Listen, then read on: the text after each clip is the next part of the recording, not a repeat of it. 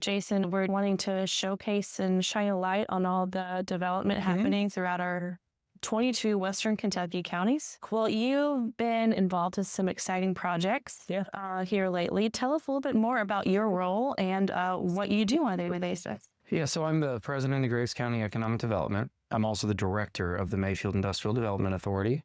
And day-to-day involves working on our grant programs to expand our industrial development park, extending utilities, building sites. We've been fortunate enough to partner with the Kentucky Cabinet for Economic Development, the Kentucky Association for Economic Development, as well as our partners at TVA and the Housing and Urban Development Authority of the federal government to be awarded several grants for these opportunities. And that's all pertaining to North Graves and where we focus on industrial development. But in downtown Mayfield, we've had the opportunity to buy and acquire 10 acres of land for redevelopment for the business district that was formed in February of 23. That adds a new standard of building and construction codes, right? So we want a more seamless look in that area to attract good quality jobs and good quality businesses and make sure that the downtown really recovers. And so those are the things that I've been doing.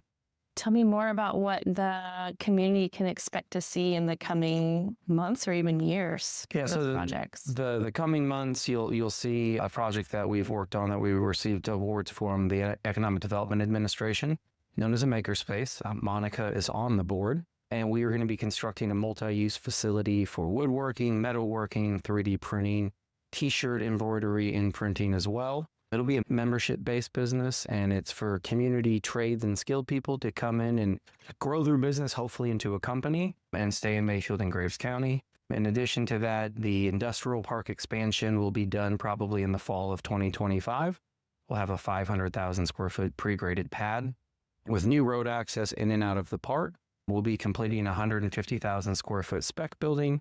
And there should be some unique and pretty cool announcements coming up about some new business opportunities that I've never been a part of Mayfield or Graves County before. So a lot going on. Yeah. That'll be fun. So for people who are not familiar with the work that you do, can you share a little bit about your mission, your heart for the community? Yeah, so my mission is, I guess, pretty simple. I want to support the existing businesses, help grow the tax base for the city and the county, support the workforce and develop our youth into the talent of the future, and make sure that we're giving opportunities to every person that comes into the area and try and provide that level of comfort and confidence in how we do business. What are some of those opportunities? Well, some of the opportunities are we've got some workforce programs going on.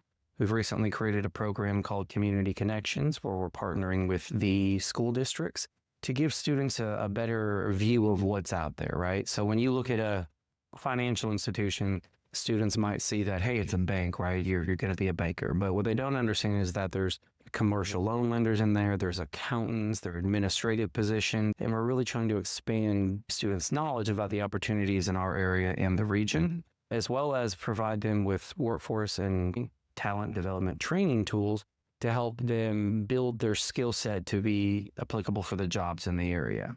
And so that's going to be a heavy focus at the makerspaces to kind of add those additional certifications and train those underemployed or underdeveloped or skill sets in certain individuals to really give them an opportunity at a better job in the area. So there's been a lot of buzz about innovation, entrepreneurship in rural areas recently. What unique opportunities do you see for small businesses, especially in Graves County? So with the availability of land and the availability of new development in the downtown area, I would say that any small business that's looking for an area where they can be successful, come check us out. I mean, right, there's a lot of different tools and financial opportunities that I'm aware of, as well as other people in the area that can help get them kickstarted. And then there's going to be plenty of space for them to build an operation. And then with the tools and some of the programs I mentioned in the makerspace, there's an opportunity for them to develop their skill set or build upon their business even more. So we have like a welcome packet that we created at Graves County Economic Development that kind of walks through where you're at in your business, right? From the planning stages to the growing stage. And by looking at this document, you can read the subject lines and understand, is this where I'm at or am I not here yet? And how do I go about obtaining these support services? So tell us more about what inspired the makerspace and what we can expect to experience once it's fully realized. Yeah, the experience started in March of 22. Actually, it came from the community. And you might have heard about the sticky notes meetings in Mayfield, maybe not. So after the tornado, the city called together a meeting at the high school, inviting all community personnel to come in and put their ideas on what they wanted to see Mayfield look like if it was reimagined. Cool. And so there was categories, right? Business, healthcare, infrastructure, things like that. And I was fortunate enough to be the business chair. And we had a group of city individuals as well as business leaders who came together and said, we want to support the entrepreneurial community. And so from that, the idea came as, well, how can we do that? And how can we impact this super critical, professional skill set in our area? And it was to create a makerspace. In Mayfield and Graves County in the region, there is dozens of machine and tooling shops and entrepreneurial businesses like MCP, the candle company. There's Goodman Lumber, and dozens of other businesses that were started and born here in the region. And to give them an opportunity that if you're small or uncertain of how to grow your business, let's put together a space that can offer training, equipment that you might not be able to afford, and the opportunity to expand your ideas and collaborate with other professionals into what you want to see your business become. Tell me more about that reimagining concept. I love that. Because out of something that was so difficult for the whole, for the region, it comes an opportunity for hope and starting again.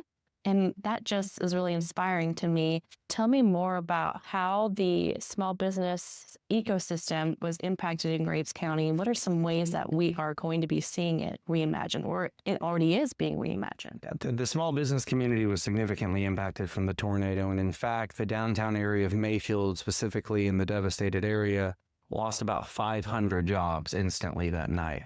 And though many of those jobs were saved and repurposed or relocated in the area, those were their homes. Those were the places where they had started. That's where the business community developed, right? So there's Paris Road, which I consider like a retail center, right? National chains and big business. But the area that was lost was really the homegrown companies of Mayfield and Graves County. And so one of the things the city did is they went out and hired an urban planner to visualize what they wanted to see the downtown look like. And so from that, the downtown has had many different ideas, drawings, and renderings, some which might be too extreme for what Mayfield might really be. But the general idea was to allow people the opportunity to think of things that they've never thought about before, right? Because in most areas, you go to a town or a community and people see what they have and they think that's it. But with something like this, you can imagine anything you want it to be as long as you can find a way to accomplish it. And so by doing some of the things they did with the urban planner, it set the tone and the stage for the city to go after a federal streetscape grant that they're partnering with the transportation cabinet on, where we're going to redo streets, sidewalks, and roads all around the devastated area, make a better walkability to downtown. And then the design standards that were implemented set a new standard of way construction will take place.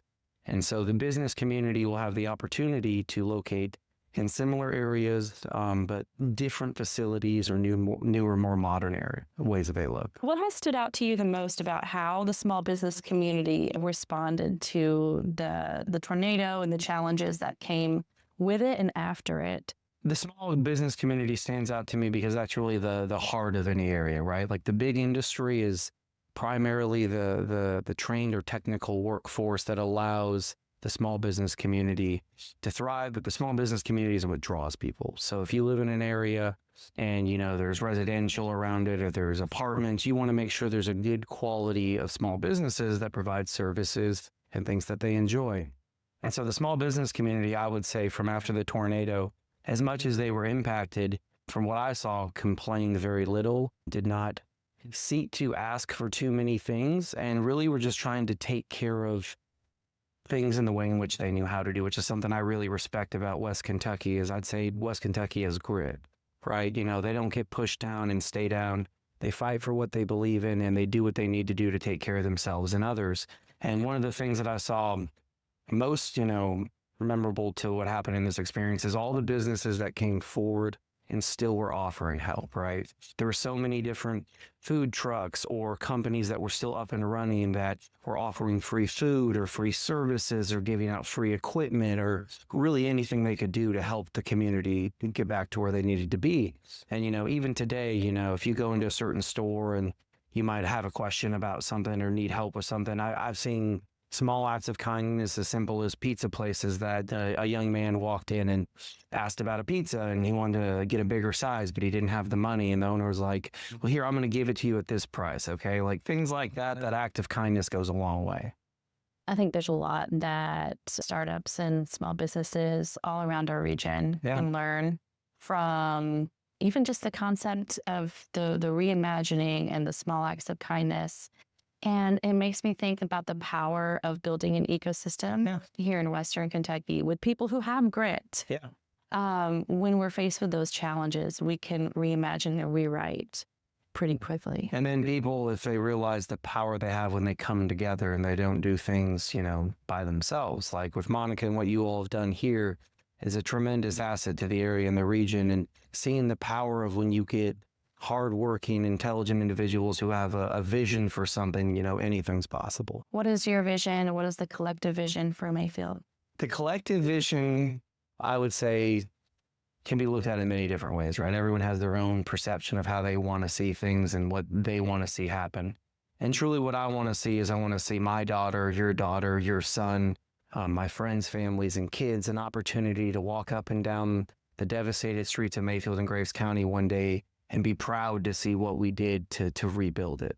Then that's how I see it being successful, is it's not so much for me, but it's for them.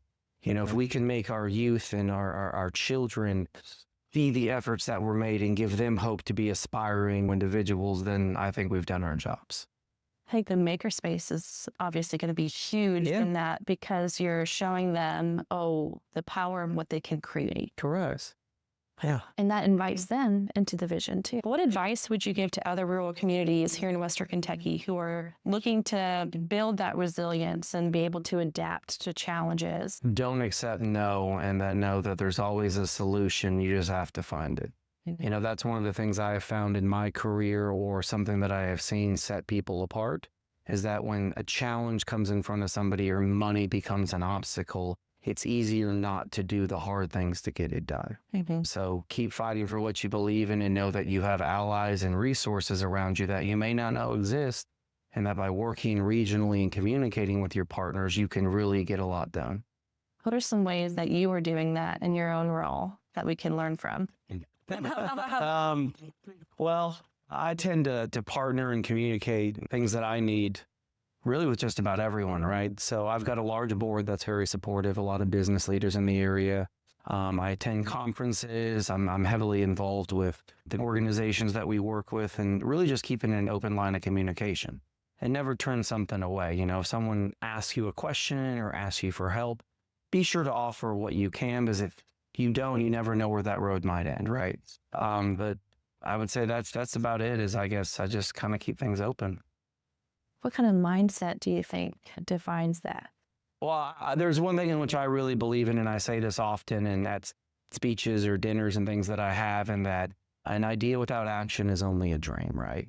And so each and every day I tell myself that, and that each and every day, if I'm not taking action to move forward or making myself uncomfortable or doing the things that I don't want to do, then I'm not growing or doing my best. And I don't accept not doing my best or allow myself to fail. And I would say that's kind of a mindset you have to get into, to remind yourself that, if you want to be better or make things better, then failure and quitting is not an option you can accept. And in my mind, that goes back to that resilience piece too, because when you're going through tough challenges, or you put yourself in hard places intentionally, your ability to withstand the difficult increases, and it becomes less difficult. And for every obstacle or problem is an opportunity. If you look at it from a different perspective or through a different lens, it's the same if, how do you look at a glass, half full or half empty, right? It's your perspective, and changing your perspective can be hard. But if you focus on the end goal, then more times than not, you can overcome what you're trying to do. And then that piece about accepting and not accepting no, but then also being willing to accept what people give you. Correct. I can tell from you that you're able to accept what people give you because you know that you'll give in turn. Correct. And I think that's what is so special about Western Kentucky is that we all want that mindset and the give and take. And even here at Sprocket, I see that all the time. We're not afraid to accept support because we know that we give in turn too. And no one's gotten anywhere in this world by themselves. And the more that you give, I have found, the more that you get back, and the more that you believe, or the more faith that you have, and basically the path that you lead in life ultimately returns good deeds along the way, as long as you're doing what's right. So how can listeners and those who are watching support the work that you all are doing? come out to our events, come out to my luncheons, call me, look at my newsletter, ask questions.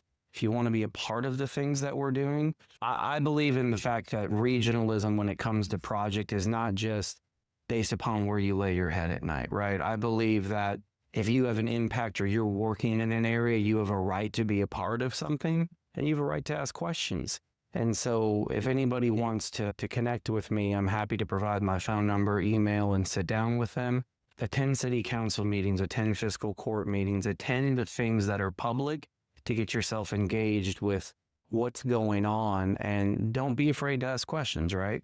I mean, I found that a lot of people don't want to ask questions because A, they're not going to like the answer, or B, they're not going to want to provide the response. But if you're not asking questions and then you want to comment on what's being done, then you really can't, be a part of a discussion if you're not there to instigate the answer that you're looking for, right? So. And we have a lot of power to make a difference individually here in Western Kentucky because our communities are so much smaller than larger metropolitan areas. Your voice carries more weight. It does. That's a lot of power. It is. So use it wisely. That's right. Wisely is the word I would like to add to that, is use it wisely. Don't use it destructively or not in a helpful manner, because a lot of people have opinions or thoughts, but it's how you present it, right? So get involved. Yeah, I appreciate you guys having me and letting me sit in and answer some questions, and love working with you guys, and looking forward to the makerspace going up and Sprocket being a part. Thanks, Jason. Thanks, Kaylin.